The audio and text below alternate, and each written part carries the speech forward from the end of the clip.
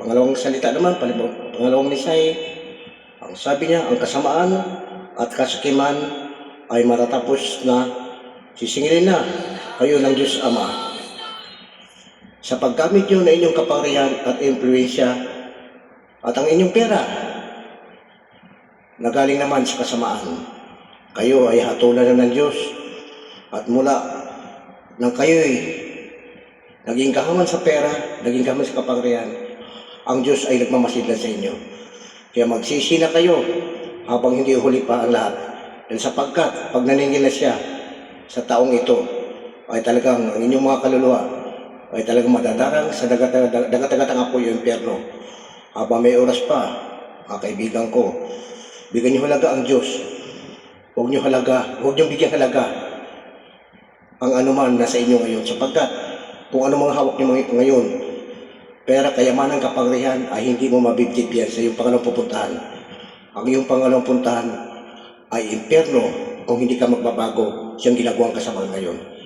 Kaya sinasabi ko sa inyo, ang Diyos ay nandyan lang. Tinitingnan lang kayo at pinababayaan kung ano ang inyong ginagawa. Bandang huli ay may katapusan. Lahat ng kasamaan. Pero ang lahat ng mabubuting gumagawa ng ayon sa kalooban ng Diyos, sila ay ingatan. 10 ng kalapangkan. Pero kayong masama na hindi natakot sa Diyos, parusahan kayo 10 na inyong layuangkan.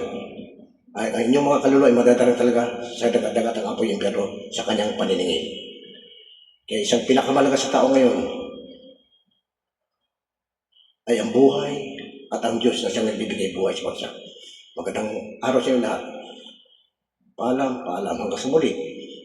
At ako'y mamaya ay bihando ko sa inyo mga kantang ito. Isang kanta na muli na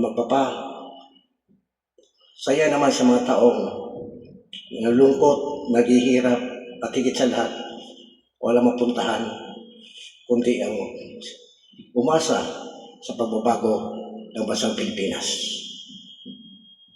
Panalangin kayo mga kababayan ko, manalangin kayo. Napalitan na ang pamumuno ng masasama. Ibigay na ang mamumuno ng isang mabuting tao at magsilbi ng tapat sa taong bayan.